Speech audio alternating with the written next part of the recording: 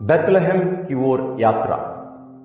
इस आगमन काल में हम बेथलेहम की ओर यात्रा कर रहे हैं 25 तारीख प्रभु यीशु का जन्मोत्सव मनाने के लिए, और हम यात्रा कर रहे हैं उस बेथलेहम की ओर। तो आज के पहले जो दिन हो गए हैं, मुझे विश्वास है कि आप हर दिन जो व्यक्ति हमारे साथ इस यात्रा में शामिल हुए हैं, आप उनका साथ पूर्ण रूप से निभाए हैं और लाभ उठाए हैं। और आज एक विशेष व्यक्ति हमारे साथ जुड़ रही है। उम्र में बूढ़ी हो चली है, बांझ थी और मुक्तिदाता को उसकी मां के गर्भ में रहते हुए ही उनका अनुभव करने वाली वो स्त्री, वो महिला, वो है एलिजाबेथ, जो यूहन्ना बपतिस्ता की मां और जकरियस की पत्नी। आइए हम हमारे इस यात्रा हम एलिजाबेथ के साथ करते हैं। जैसे कल हमने देखा जकरियस के बारे में, हम वही बात एलिजाबेथ में भी देखते हैं। एलिजाबेथ हारून वंश की थी, हारून जो पुरोहित थे उनके वंश की थी, और ये भी उनके पति जकरियस के समान ईश्वर की दृष्टि में धार्मिक थी। मतलब प्रभु की आज्ञाओं और नियमों का निर्दोष अनुसरण करते थे, कोई दोष नहीं था इनमें, निर्दोष थे। लेकिन मानो ईश्वर मुक्तिदाता के लिए जो जगह तैयार करने के लिए लोगों को तैयार करके मुक्तिदाता के पास ले आने के लिए जिस व्यक्ति को इस दुनिया में भेजने वाले थे, उनके लिए ही एलिजाबेथ की कोख को ईश्वर तैयार कर रहे थे हूं, इसलिए वो बांझ थी। विशेष रूप से उनको अनुभव दिलाने के लिए कि ये जो पुत्र जन्म लेने वाला है उनके द्वारा, वो ईश्वर का विशेष वरदान है और वो ईश्वर का दान है। मनुष्य की उत्पत्ति नहीं, मनुष्य उसका निर्माण नहीं कर सकता, मनुष्य उसको जन्म नहीं दे सकता। जैसे कि हम हर एक की भी ईश्वर हमें बनाए हैं। यह सत्य एलिजाबेथ और जकरियस अपने जीवन में जरूर अनुभव किए होंगे। आज भी जब हम ऐसे निसंतान दंपतियों को देखते हैं, उनकी परिस्थिति इस दुनिया में, विशेष रूप से हमारी समाज में बहुत ही दयनीय स्थिति होती है। जब ऐसी स्त्रियां या ऐसी बहनें जब कोई घर जाती हैं, मैंने देखा है उस घर में यदि बच्चे हैं तो उन लोग उस बहन को, उस बच्चे को लेने, उठाने, अपने गोद में रखने के लिए भी नहीं देते हैं। कहीं कुछ अच्छे कार्य हो रहे हैं, वहां उनको आने नहीं देते हैं, क्योंकि वे अशुभ माने जाते हैं। वे शुभ नहीं हैं, अशुभ हैं और वे पापी हैं। क्योंकि हम बाइबल में भी देखते हैं ईश्वर संतान देते हैं। यदि किसी को संतान उत्पन्न नहीं हो रहा है, वो ईश्वर का श्राप है। ईश्वर उसको दंड दिए हैं क्योंकि उसने पाप किया है, या उसके परिवार में लोग पाप किए हैं, उसका फल उसको संतान नहीं मिली है। लेकिन हम बाइबल में ऐसी ही बहुत सारी स्त्रियों को देखते हैं जो बांझ थी। उदाहरण के लिए मैं आपके सामने कुछ लोगों को रखना चाहूंगा। आप जानते हैं सारा, इब्राहिम की पत्नी, वो बांझ थी, जिनके बारे में हम उत्पत्ति ग्रंथ अध्याय 11 पद संख्या 30, अध्याय 16 पद संख्या 1 और 2 में हम देख सकते हैं। इसहाक की पत्नी रबेका, वो भी बांझ थी, जिसके बारे में हम उत्पत्ति ग्रंथ अध्याय 25 पद संख्या 21 में देख सकते हैं। याकूब की पत्नी रेचल, जिससे वो बहुत ज्यादा प्यार करते थे, वो भी बांझ थी, जिसके बारे में हम उत्पत्ति ग्रंथ अध्याय 29 पद संख्या 31 में देख सकते हैं। और समसोन की मां, जिनका नाम पुस्तक में नहीं दिया गया है, वो भी बांझ थी, जिसके बारे में हम न्यायकर्ताओं का ग्रंथ अध्याय 13 पद संख्या 2 में हम पढ़ सकते हैं। और हन्ना जो सामुएल की मां, वो भी बांझ थी। एक बहुत महत्वपूर्ण एक घटना, और उस बांझ होने की जो स्थिति है, एक अवस्था है, उसको हम इनके जीवन में, इनके मुख से हम देख सकते हैं, सुन सकते हैं, जिसके बारे में आप जरूर पढ़िएगा। सामुएल का पहला ग्रंथ अध्याय 1 पद संख्या 1 से 5। और आज हमारे साथ जो यात्रा कर रही हैं एलिजाबेथ, यूहन्ना बपतिस्ता की मां, ये भी बांझ थी, जिनके बारे में हम लूकस अध्याय 1 पद संख्या 7 में पढ़ सकते हैं। लेकिन हम इन सभी स्त्रियों में हम एक समानता देखते हैं। इन सभी के बच्चे एक विशेष थे, इनके द्वारा ईश्वर अपनी योजना पूरी किए। वरदान स्वरूप उनको ईश्वर इनके द्वारा इस दुनिया में लाए, यानी इनके द्वारा इनको पुत्र जो उत्पन्न हुए थे इनके द्वारा, उनके द्वारा ईश्वर अपना मिशन कार्य पूरा किए। किसी का भी उदाहरण हम ले सकते हैं, वो विशेष थे, इसलिए एलिजाबेथ विशेष है। और आगमन काल में हमें एलिजाबेथ के साथ थोड़ा सा समय बिताना बहुत अच्छा है। क्यों? आइए हम देखते हैं। लूकस अध्याय 1 पद संख्या 39 से 45 में हम देखते हैं मरियम एलिजाबेथ से भेंट करने आती हैं और उनके साथ 3 महीने तक रहती हैं और ये एक यात्रा पूरी करके आई है।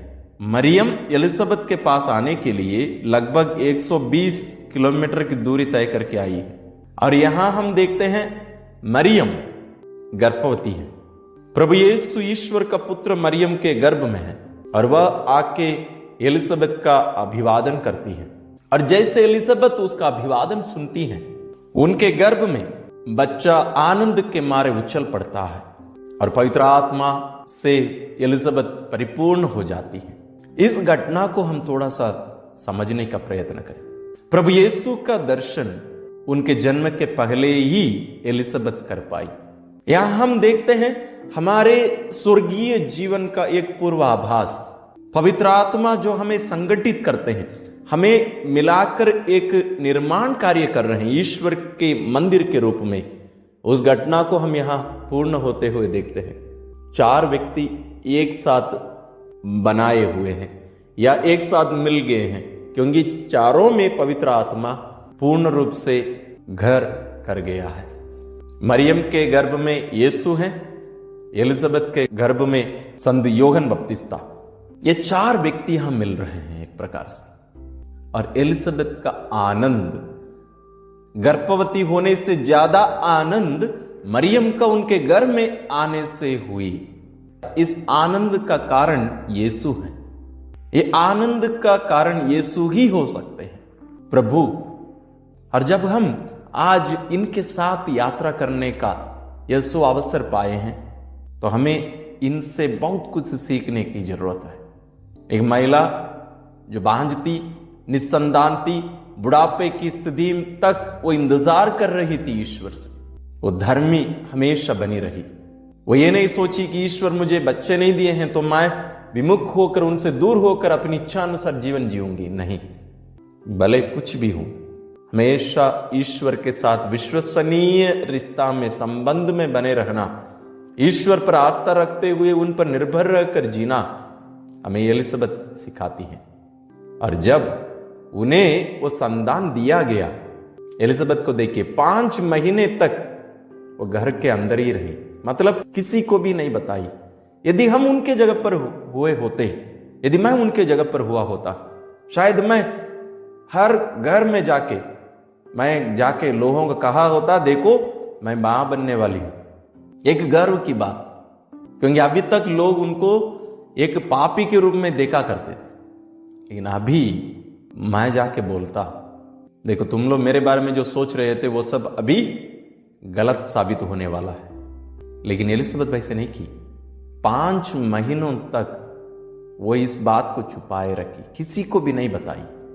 ये बात हमें ये सिखाता है कि एलिजाबेथ ईश्वर पर आस्था रख के, उन पर निर्भर रहकर जीने वाली थी। उसे मालूम था ये जो वरदान उसको मिला है वो ईश्वर का देन है, वो अपना कर्म का फल नहीं। मैं अच्छी थी इसलिए मुझे ये संतान मिली है, ये नहीं है बात, बल्कि यह कि ये ईश्वर का दिया हुआ वरदान है। इसलिए वो ईश्वर के साथ लीन होकर, उसको कृपा और दया के साथ, प्रेम के साथ ग्रहण करके उस संतान के साथ वो जीवन बिता रही थी प्रार्थना में। आज एलिजाबेथ हमें भी यही सिखा रही है, हमारे क्रिस्ती जीवन को भी इस प्रकार ग्रहण करने का, स्वीकार करने का, और प्रभु के जन्मोत्सव को इस प्रकार, इस रूप से मनाने का ईश्वर हमें आमंत्रित करते हैं। और आज जब एलिजाबेथ मरियम के साथ मिलने का, उनका भेंट करने की इस घटना पर हम जब मनन भी कर रहे हैं, एलिजाबेथ को यह सुअवसर मिला था 3 महीनों तक उस प्रभु की मां के साथ रहने का, उस प्रभु के साथ रहने का। उसका मनोभाव क्या रहा होगा, वो कितनी आनंद और खुशी के साथ रही होगी। और हम भी अपने जीवन में प्रभु को पाए हैं, यीशु हमारे जीवन में जरूर आए हैं, भले हम माने या ना माने, लेकिन हम कितने आनंदित हैं। अभी भी देखिए, हम बहुत नजदीक में हैं, प्रभु का जन्मोत्सव मनाने के लिए कुछ ही दिन बचे हुए हैं। हम कितने आनंदित हैं, कितने तैयार हैं। क्या हम उसकी इंतजार कर रहे हैं? जरूर। आज एलिजाबेथ हमें सिखाती है। आइए हम प्रार्थना करें कि हम भी उनके समान प्रभु को पाने के लिए आनंदित होने का, प्रभु के इंतजार में रहने का। वो इंतजार कर रही थी प्रभु के जन्मोत्सव के लिए, उनके जन्म के लिए इंतजार कर रही थी।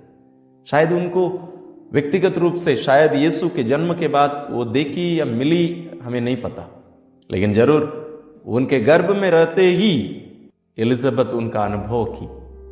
आइए हम प्रार्थना करें।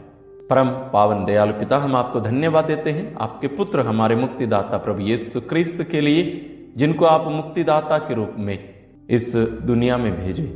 और जब आज हम हमारी इस यात्रा के समय आज विशेष रूप से एलिजाबेथ का साथ पाए हैं, हमें कृपा दीजिए कि हम भी उनके समान प्रभु के साथ, प्रभु के सानिध्य में समय बिताना हमारे जीवन का सबसे महत्वपूर्ण समय, सबसे आनंद का समय हम मानकर अपने जीवन को आपके अधीन में रहकर जीने की कृपा दीजिए और हमारी इस यात्रा को सफल बनाइए और हमें प्रभु का अनुभव कराइए जैसे एलिजाबेथ को आप कराए। मैं प्रार्थना करते हैं अपने प्रभु क्रिस्त के द्वारा, आमीन। तो आज हमारी इस यात्रा में एलिजाबेथ हमारे साथ हैं और बहुत कम समय बचे हुए हैं। हम इनका साथ निभाएं, इनके साथ रहें, इनके बारे में मनन करिए, उनका मनोभाव हम अपनाकर प्रभु के जन्मोत्सव योग्य रीति से मना सके। ईश्वर हम सबों की इस यात्रा को सफल बनाए। ईश्वर की आशीष सदा पर बना रहे।